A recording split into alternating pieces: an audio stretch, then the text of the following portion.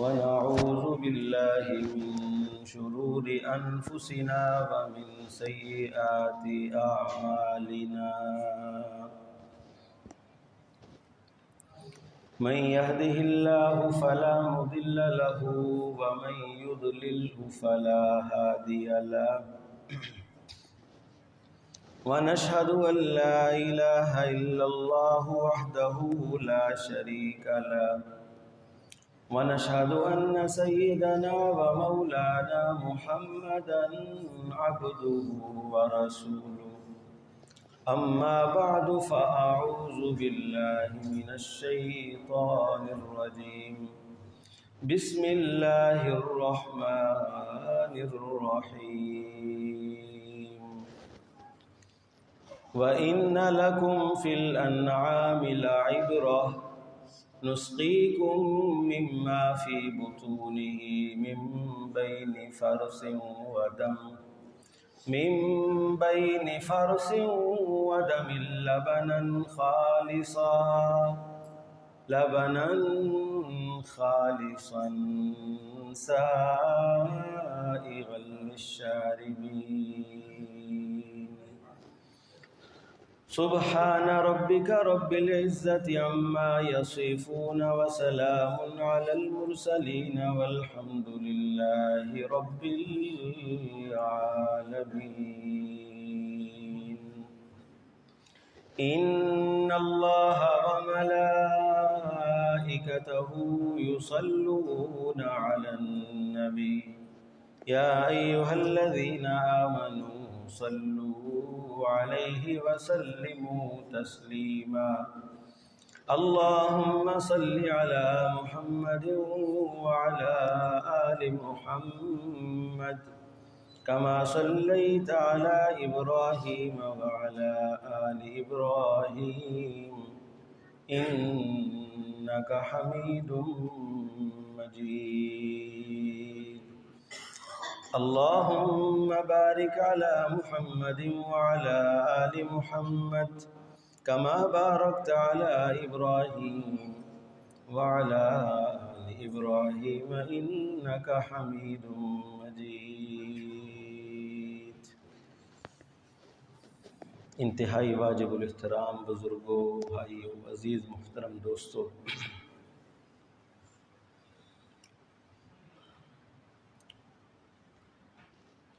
جمعۃ المبارک کے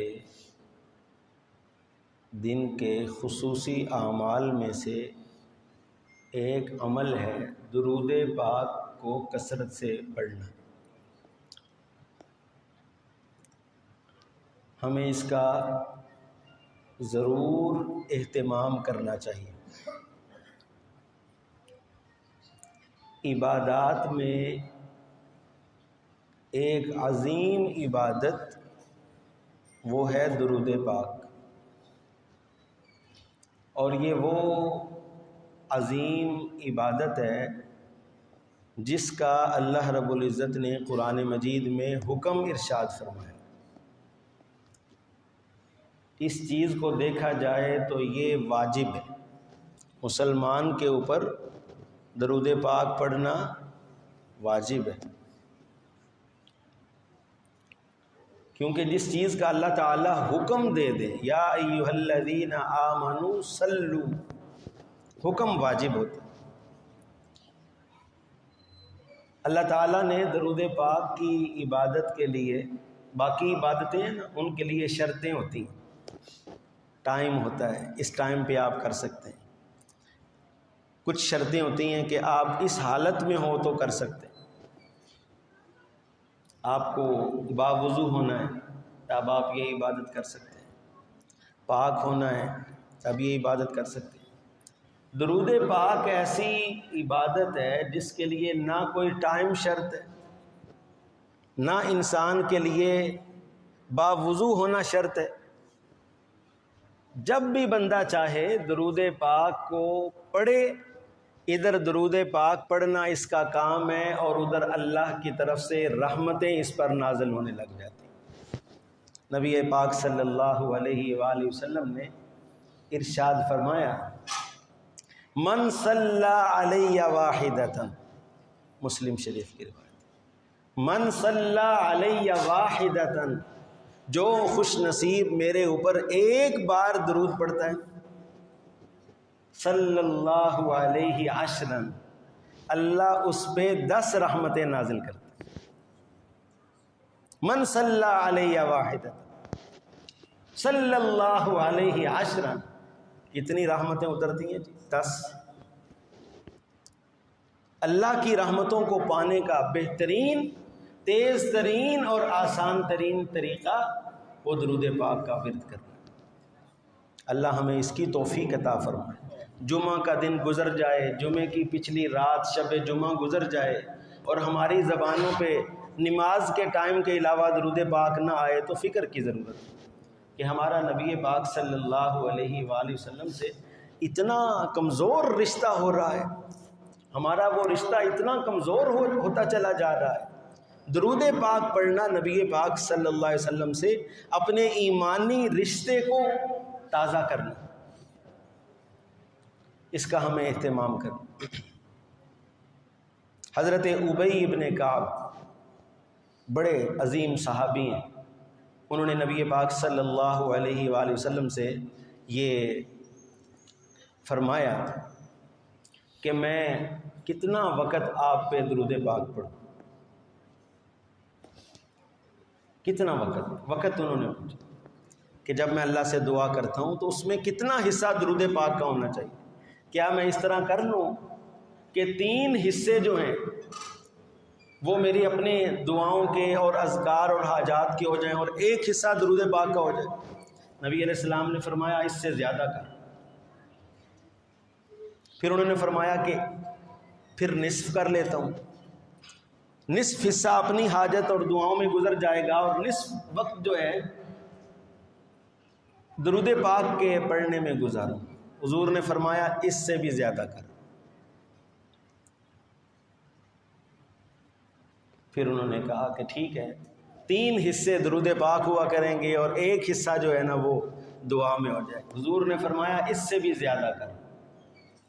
تو پھر ایک ہی بات ہے، حضور نے فرمایا ٹھیک ہے، اجعلوا دعائی کلھا، پھر تو میں سارے اپنے وقت کو، دعا اور حاجت کے وقت کو درود پاک میں گزاروں گا۔ نبی علیہ السلام نے فرمایا اگر ایسا کیا اذن تکفی ہمک وتغفر ذنبک، پھر تو تیری ساری مشکلات خود بخود حل ہو جائیں گی اور تیرے گناہ معاف ہو جائیں گے۔ اللہ تعالی ہمیں توفیق دے، اپنی زبانوں پہ کثرت سے درود پاک کا ورد کریں۔ نبی پاک صلی اللہ علیہ وآلہ وسلم کے ہمارے اوپر جو احسانات ہیں، سبحان اللہ، احسانات ہیں نا، بہت احسان۔ کبھی سوچا کریں، حضور سے محبت بڑھانے کا یہ بھی ایک طریقہ ہے۔ ویسے ہم سب کو پتہ ہے ہمیں کتنی محبت ہے، اللہ ہمیں معاف کر۔ جس کے لیے محبت ہوتی ہے بندہ اس کے لیے وقت نکالتا ہے، جس کے لیے محبت ہوتی ہے بندہ اس کا تذکرہ کرتا ہے، بندہ اسے سوچتا ہے، اس کے لیے اپنا سب کچھ فدا کر دیتا ہے، اس کے طریقوں کو اپناتا ہے۔ جس سے محبت ہوتی ہے، ایسا ممکن ہے کہ کوئی بندہ کسی کا وہ کہتا ہے فلاں کا میں فلاں کو فالو کرتا ہوں، فلاں میرا آئیڈیل ہے، لیکن اس کا طریقہ ایک نہ چلے، بالکل دوسرے طریقے پہ چل رہا ہو۔ جس سے محبت ہوتی ہے انسان اس کے طریقوں کو چھوڑتا نہیں، اس کے احکامات کو پاؤں تلے روندتا نہیں۔ نبی پاک صلی اللہ علیہ وآلہ وسلم کے ہم پہ جو احسانات ہیں، ذرا کبھی ان کو بندہ سوچے اور پھر ان کی فہرست ایک بنائے۔ حضور کا یہ کتنا بڑا احسان ہے کہ انہوں نے آ کے ہمیں اللہ کا رستہ دکھایا۔ حضور نے آ کے کس کا رستہ دکھایا جی؟ اللہ کا۔ اللہ تعالیٰ قرآن مجید میں فرماتے ہیں نبی پاک صلی اللہ علیہ وآلہ وسلم کی بعثت کا ایک خوبصورت فائدہ اللہ تعالیٰ فرماتے ہیں وَاذْكُرُوا، لوگوں یاد کرو، وَكُنْتُمْ عَلَى شَفَا حُفْرَةٍ، تم سب کہاں کھڑے تھے؟ جہنم کے گڑھے کے کنارے پر۔ سورۃ نساء ہے، آیت نمبر 103۔ چوتھا پاک،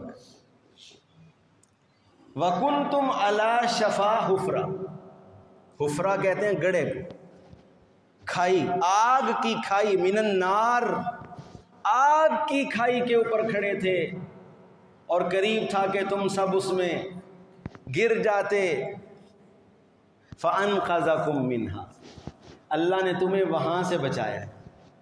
سبحان اللہ، کس کے ذریعے بچایا ہے؟ حضور کے ذریعے بچایا ہے۔ حضور پہ جو اللہ نے قرآن نازل کیا ہے اس کے ذریعے سے اللہ نے بچایا ہے۔ اور اس آیت کی تفسیر ہے، حدیث مبارکہ میں نبی علیہ السلام نے فرمایا، لوگو تم جہنم کی طرف لپکے جا رہے ہو اور میں تمہیں پیچھے سے پکڑ پکڑ کے کھینچ رہا ہوں۔ تو نبی پاک صلی اللہ علیہ وآلہ وسلم کا یہ احسان ہے کہ انہوں نے آ کے ہمیں سیدھا رستہ دکھایا۔ اور سیدھا رستہ کس کے ذریعے دکھایا ہے؟ ساری نبوی زندگی نبی پاک صلی اللہ علیہ وآلہ وسلم کی 23 سالہ جو دور نبوت ہے، اس میں آپ کی دعوت کا سب سے مضبوط سہارا وہ اللہ کا قرآن تھا۔ کیا تھا جی؟ قرآن مجید۔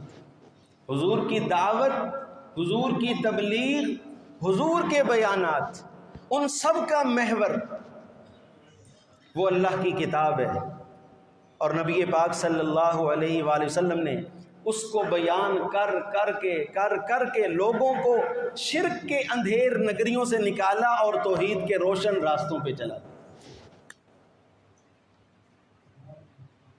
لیکن حضور کی رحمت سے، حضور کی بعثت سے، توجہ کیجئے گا، اب بھی کچھ لوگ ہیں جو محروم ہیں۔ نبی پاک صلی اللہ علیہ وسلم کی کتنی شان ہے، آپ سنتے رہتے ہیں، آئندہ بھی سنیں گے، ہر وقت سنتے رہتے ہیں آپ، لیکن اتنی عظیم ذات سے جو فائدہ نہ اٹھا سکے۔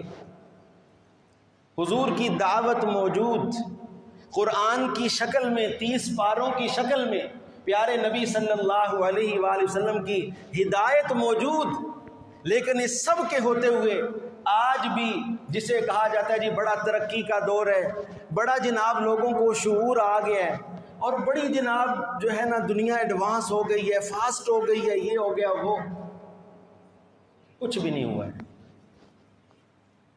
کچھ بھی نہیں ہوا۔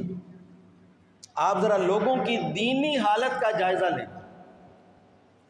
عقیدوں کا جائزہ لیں۔ عقیدہ جو بنیاد ہے، لا الہ الا اللہ، اللہ کے سوا کوئی نفع نقصان کا مالک نہیں، کوئی حاجت روا نہیں، مشکل کشا نہیں، کوئی داتا نہیں، اللہ کے سوا کوئی داتا نہیں۔ داتا کون ہے؟ داتا فارسی زبان کا لفظ ہے۔ کس زبان کا لفظ ہے؟ بولو ذرا، فارسی کا لفظ ہے، جس کا مطلب ہے سب کچھ دینے والا۔ کیا مطلب ہے؟ سب کچھ دینے والا۔ اور سب کچھ دینے والا کون ہے؟ اللہ ہے۔ زمین پہ کوئی داتا نہیں ہے۔ اللہ تعالیٰ قرآن مجید میں فرماتے ہیں یا ایھا الناس، کیا مطلب ہوتا ہے یا ایھا الناس؟ اے ساری دنیا کے انسانوں، انتم الفقراء، فقراء جمع فقیر کی، تم سب فقراء ہو، تم سب سوالی ہو، میرے در پہ ہاتھ اٹھا کے مانگنے والے ہو۔ انتم الفقراء، تم سب سوالی ہو میرے در کے، واللہ هو الغنی، داتا صرف کون ہے؟ اللہ ہے۔ داتا صرف اللہ ہے۔ اور لوگوں نے جو نام دیے انسانوں کو، اللہ کے نیک بندوں کو، کسی کو داتا کہا، کسی کو دستگیر، کسی کو غوث اعظم، ان کے بارے میں اللہ کا قرآن ہمیں بتاتا ہے ان ہی الا اسماء۔ کتنی جگہ قرآن میں یہ آیت آتی ہے، کبھی کھولیں تو صحیح اللہ کی کتاب کو۔ ان ہی الا اسماء، یہ محض نام ہے، نام سمیتموہا انتم، یہ نام رکھے ہیں یا تم نے یا گورنمنٹ نے، وآباؤکم، یا تمہارے باپ دادا نے، ما انزل اللہ بہا من سلطان، اللہ نے ان ناموں پر کوئی دلیل نازل۔ میرے محترم دوستو، یہ قرآن کی دعوت ہے، کہ داتا صرف اللہ ہے، عبادت کے لائق صرف اللہ ہے، نظر نیاز کے لائق صرف اللہ ہے۔ لاکھوں من دودھ ہے جی، کتنا جی؟ لاکھوں من دودھ دیا کس نے ہے؟ کون ہے جو بھینسوں کے تھنوں میں تازہ دودھ پیدا کرتا ہے؟ یہ جو آیت میں نے پڑھی ہے سورۃ النحل کی ہے 14ویں پارے کی، اللہ تعالیٰ نے اس صورت میں اپنی ان گنت نعمتیں بیان کی، بلکہ اس صورت کا ایک نام تو مشہور ہے نا، سورۃ النحل، شہد کی مکھی والی صورت، سورۃ النحل شہد کی مکھی والی صورت، اور دوسرا نام اس صورت کا ہے سورۃ النعم، نعمتوں والی صورت۔ آپ اس میں ڈوب جائیں، صورت میں کوئی دنیا جہان کی ایسی نعمت نہیں جو اللہ نے اس میں چھوڑی ہو، بیان نہ کی ہو۔ اللہ تعالیٰ نے اس میں ہر طرح کی نعمتیں بیان کی۔ اسی نعمتوں کے ضمن میں اللہ فرماتے ہیں لوگوں وَإِنَّ لَكُمْ فِي الْأَنْعَامِ لَعِبْرَةً، جانوروں میں تو غور کرو، نُسْقِيكُمْ مِمَّا فِي بُطُونِهِ، ہم تمہیں پلاتے ہیں، نُسْقِيكُمْ، اللہ کیا فرماتے ہیں؟ ہم تمہیں پلاتے ہیں، مِمَّا فِي بُطُونِهِ، وہ جو ان کے پیٹوں میں ہے، مِن بَيْنِ فَرْسٍ، ایک طرف گوبر ہے، وَدَمٍ، اور دوسری طرف خون ہے، گوبر اور خون کے درمیان میں سے ہم تیرے برتن میں ڈالتے ہیں لَبَنًا خالصا، کیا ڈالتے ہیں؟ خالص دودھ، جس میں گوبر کی رنگت کی آمیزش نہیں، خون کی رنگت کی آمیزش نہیں، کوئی بو نہیں، کسی قسم کی بدبو نہیں، خالص دودھ تیرے برتن میں ڈالتے ہیں۔ تو نے بھی جب عبادت کرنی ہو نا میری تو خالص کیا کر، میری عبادت میں ملاوٹ نہ کیا کر۔ یہ دودھ اسی کے نام کے اوپر دے جس نے اس دودھ کو پیدا کیا، اس دودھ کو جس نے، اللہ ہماری قوم کو قرآن کی سمجھ دے۔ اصال ثواب تو جائز ہے، کافی راستہ ہے، پورے پاکستان سے لوگ چل کے لاہور لاتے ہیں جناب دودھ، درمیان میں بہت شہر آتے ہیں، بڑی غریب کچی آبادیاں بھی آتی ہیں، لیکن وہاں لانا، توجہ کیجیے، اور اس نظریے سے لانا کہ میرے اس عمل کا حضرت صاحب کو علم ہو جائے گا اور پھر وہ میرا کام کر دیں گے، یا کچھ اللہ سے میری سفارش کر کے کروا دیں گے۔ قرآن آپ نے پڑھنا ہے، حوالہ دینا میرا کام ہے۔ 4 جگہ اللہ فرماتے ہیں ایسا دودھ، ایسی شرینی، ایسا حلوہ بریانی چاول وہ خنزیر سے بڑھ کر حرام ہے۔ کس سے بڑھ کر حرام ہے؟ ہاں جی، حرمت علیکم المیتہ، 4 جگہ قرآن مجید میں یہ آیت ہے، اور اسی ترتیب سے آیت ہے، حرمت علیکم المیتہ، لوگوں تم پہ مردار حرام ہے، والدم، بہتا ہوا خون حرام ہے، ولحم الخنزیر، خنزیر سور کا گوشت حرام ہے، وما اہل بہ لغیر اللہ، اور وہ چیز جو میرے سوا کسی اور کی خوشنودی حاصل کرنے کے لیے دے دی گئی ہو، کسی اور کا نام بلند کر دیا گیا ہو، وہ چیز بھی کیا ہے؟ حرام۔ اللہ نے 2 صورتیں نازل کی ہیں، آپ چھٹے پارے سے شروع کریں، چھٹا پارا مکمل، 7واں پارا مکمل، 8واں پارا نصف، اللہ نے یہی مسئلہ بیان کیا۔ لیکن یہ تکلیف کون کرے گا کہ قرآن کو کھول کے دیکھیں؟ وہ نبی پاک صلی اللہ علیہ وآلہ وسلم کی دعوت، قرآن کی دعوت، وہ توحید کی دعوت، اس کو بندہ چھوڑ دے، قبروں پہ سجدے کرے، وہاں ناچے کودے اور خرافات کرے، اور اسے نام دے اولیاء کی محبت کا؟ ہرگز نہیں، یہ ان اولیاء سے محبت نہیں ہے۔ اللہ کے نیک بندوں سے محبت، اولیاء کرام سے سب سے بڑی محبت یہ ہے کہ بندہ ان کا رستہ اپنائے، کیا ان کی تعلیمات کو اپنائے۔ ان کی تعلیمات کو اگر کوئی چھوڑ دے، سارے شرکیہ کام کرے، اور پھر بھی یہ سمجھے کہ کچھ بھی نہیں ہوتا، اس کی مثال تو اردو میں ایسے ہے نا، جیسے وہ محاورہ ہے اردو کا مشہور ہے، بی بی تمیزہ کا وضو، کیا؟ بی بی تمیزہ کا وضو، کہتے ہیں کہ کوئی اس محاورے کے پیچھے یہ واقعہ ہے کہ کسی علاقے میں کوئی خاتون تھی، نام تھا اس کا تمیزہ بی بی، بی بی تمیزہ۔ تو گاؤں کے مولوی صاحب تھے، انہوں نے اس کو کہا کہ سب کو دعوت دے رہے تھے، تو وہ عورتیں بھی آتی تھی، تو انہوں نے کہا بی بی آپ بھی نماز پڑھا کرو، اس نے کہا مولوی صاحب نماز میں پڑھوں کیسے، مجھے وضو ہی نہیں آتا۔ کیا نہیں آتا؟ انہوں نے کہتے ہیں وضو سکھاندے ہیں، صبر کر، سکھاؤ بھائی بی بی تمیزہ کو وضو کراؤ، لے آؤ پانی، وضو کرایا، بی بی تمیزہ کو ہاتھ دھوتے ہیں، کلی کرتے ہیں، منہ دھوتے ہیں وغیرہ، سارا وضو کروایا اور کہا اے وضو ہو گیا تیرا، اب نماز پڑھنی ہے۔ ٹھیک ہے، بات آئی گئی ہو گئی، مدتوں بعد، کافی عرصے بعد مولانا بھی کہیں چلے گئے، واپس آئے، لوگ آ گئے، دوست آ گئے، بی بی تمیزہ بھی آ گئی، ہمارے مولانا صاحب آئے کہ جی نماز پڑھتی ہو؟ جی پڑھتی ہیں۔ ان کو یاد تھا میں نے اس کو وضو سکھایا ہے، وضو بھی کرتے ہو؟ سکا وضو آپ کرا کے گئے تھے نا، وضو آپ کرا نہیں گئے تھے؟ تو وضو کیا ہوا ہے نا میں، شادی بی بی تمیزہ کی ہو گئی، بچے ہو گئے، سارے معاملات گزر گئے، وضو ابھی بھی قائم نہیں ٹوٹا ہے وضو۔ ہمارے دین کی، وہ مولانا الطاف حسین حالی رحمۃ اللہ تعالی علیہ، اردو کے بڑے شاعر تھے، ان کی کتاب ہے مسدس حالی، اس میں انہوں نے بر صغیر کے مسلمانوں پہ جو قرآن سے دور ہو کے اسلام جن کا چل رہا ہے ان کی حالت پہ تبصرہ کیا ہے، اور کیا فرماتے ہیں؟ کرے گر غیر بت کی پوجا تو کافر، کرے گر غیر یعنی غیر مسلم، کرے گر غیر بت کی پوجا تو کافر، جھکے آگ پہ بہر سجدہ تو کافر۔ مسلمان کیا فتویٰ لگاتے ہیں؟ جس نے آگ کی پوجا کی کیا ہو گیا؟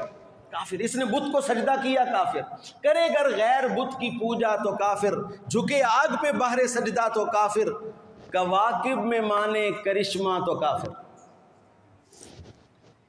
جو ٹھہرائے بیٹا خدا کا تو کافر۔ مسلمانوں کے فتوے کی مشین بڑی تیز ہے۔ جو ٹھہرائے بیٹا خدا کا تو کافر، کواکب میں مانے، کواکب سورج چاند ستارے، کواکب میں مانے کرشمہ تو کافر، مگر مومنوں پہ کشادہ ہیں راہیں، مگر مومنوں پہ کشادہ ہیں راہیں، پرستش کریں شوق سے جس کی چاہیں، نبی کو جو چاہے خدا کر دکھائیں، اماموں کا رتبہ نبی سے بڑھائیں، اماموں کا رتبہ نبی سے بڑھائیں، اماموں کا رتبہ نبی سے بڑھائیں، قبروں پہ دن رات نظریں چڑھائیں، شہیدوں سے جا جا کے مانگیں دعائیں، مگر کچھ خلل اس سے نہ اسلام میں آئے۔ وہ بی بی تمیزہ دا وضو ہے نا، کچھ خلل اس سے نہ اسلام میں آئے، نہ ایمان بگڑے، نہ توحید بگڑے، نہ ایمان جائے۔ میرے محترم بھائیوں، ہم سب کو پڑھا لکھا مسلمان بننا ہے، قرآن کو سمجھنا ہے، اپنے عقیدے کو سمجھنا ہے، اور جب اس کو چھوڑیں گے تو جو حال ہمارا ہو رہا ہے، آپ دیکھیں ملک کا کیا حال ہے اس وقت، ان ملک کے ذمہ داروں کا، جو اس پہ ملک پہ جو مسلط ہیں ظالم حکمران، ان کا، اور پھر عوام کے ساتھ کیا ظلم ہے ان کا، اور ان کی پالیسی ہے کہ عوام کو لگائے رکھو جناب، کبھی لوڈ شیڈنگ میں، کبھی پٹرول کے چکروں میں، کبھی فلاں مسئلے میں، کبھی مختلف قسم کی بے جا پابندیوں میں، کہ عوام بیچاری ادھر لگی رہے اور ان کو کچھ بھی شعور نہ ہے۔ یہ سب اللہ کے ہاں جواب دہ ہوں گے۔ میرے محترم بھائیوں، دنیا اور آخرت کی پریشانیوں سے نجات، دنیا اور آخرت کی پریشانیوں سے نجات، اس کے لیے اللہ رب العزت نے قرآن جیسی عظیم کتاب اتاری ہے۔ پیغمبر پاک صلی اللہ علیہ وآلہ وسلم سے وفاداری، حضور سے سچی محبت، اس کے لیے یہ ضروری ہے کہ ایک دفعہ ہم اس سلیبس کو خود پڑھیں۔ آخر وہ قرآن کیا ہے؟ افسوس کی بات ہے، غیر مسلم، جن کو ہم غیر مسلم کہتے ہیں، ان کی سٹڈی قرآن پاک میں اکثر مسلمانوں سے زیادہ ہے۔ وہ مسلمانوں کو حوالہ دیتے ہیں کہ آپ کی کتاب میں یہ لکھا ہے، مسلمان کو پتہ ہی نہیں۔ اللہ تعالی ہمیں توفیق دے کہ اللہ کی کتاب کو پڑھیں، سمجھیں، اور ہر طرح کے، میرے دوستو، یہ جو شرکیات ہیں، بدعات ہیں، اور یہ بھی آپ کو بتا دوں، افسوس کی بات یہ ہے کہ اس مسئلے کو، اللہ کی توحید کو بیان کرنے والے بھی بڑے تھوڑے ہیں۔ کہانیوں میں، قصوں میں لوگوں کا وقت ضائع کیا، اللہ سے ان کو جناب دور کیا، اللہ سے دور کیا۔ حالانکہ اللہ قرآن مجید میں بار بار کیا کہتے ہیں؟ انی قریب، یہ لفظ تو ہمیں یاد ہونا چاہیے نا، انی قریب۔ شرک کی بنیاد یہ ہے کہ کوئی بندہ یہ سمجھتا ہے کہ اللہ مجھ سے دور ہے، حالانکہ اللہ قرآن میں کیا کہتے ہیں؟ انی قریب، میں قریب ہوں۔ اور جو قریب ہوتا ہے نا، اس کے لیے کسی واسطے وسیلے کی ضرورت نہیں ہوتی۔ اللہ سے ہم مانگیں، اپنی ہر مشکل اللہ کے سامنے رکھیں۔ نبی علیہ الصلوۃ والسلام سے اونچی ہستی کون ہوگی؟ حضرت عائشہ صدیقہ فرماتی ہیں ایک رات اچانک ایسے میری آنکھ کھلی، میں نے ساتھ بستر پہ ہاتھ لگایا، نبی علیہ السلام نظر نہیں آئے، میں پریشان ہو گئی۔ اور عائشہ خود فرماتی ہیں کہ ان دنوں گھروں کے اندر نا یہ چراغ نہیں ہوتے، والبیوت لیس فیہا مصابیح۔ حضرت عائشہ فرماتی ہیں میں نے ایسے پریشان ہو کے جلدی جلدی ہاتھ ادھر ادھر پھیرا تو میرے ہاتھ نبی پاک صلی اللہ علیہ وسلم کے قدموں کو لگے۔ کس کو لگے؟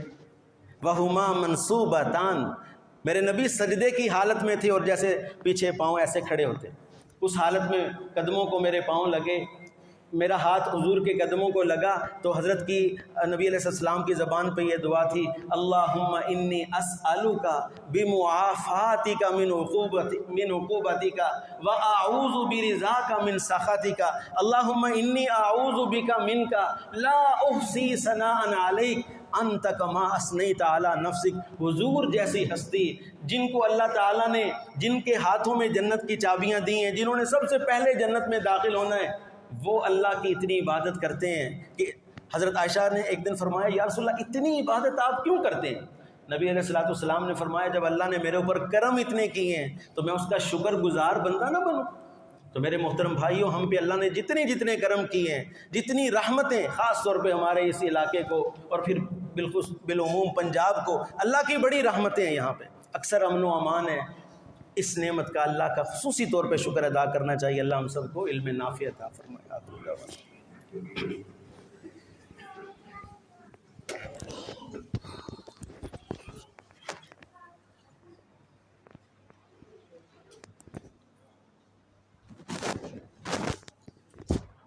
اللهم صل وسلم على نبينا محمد۔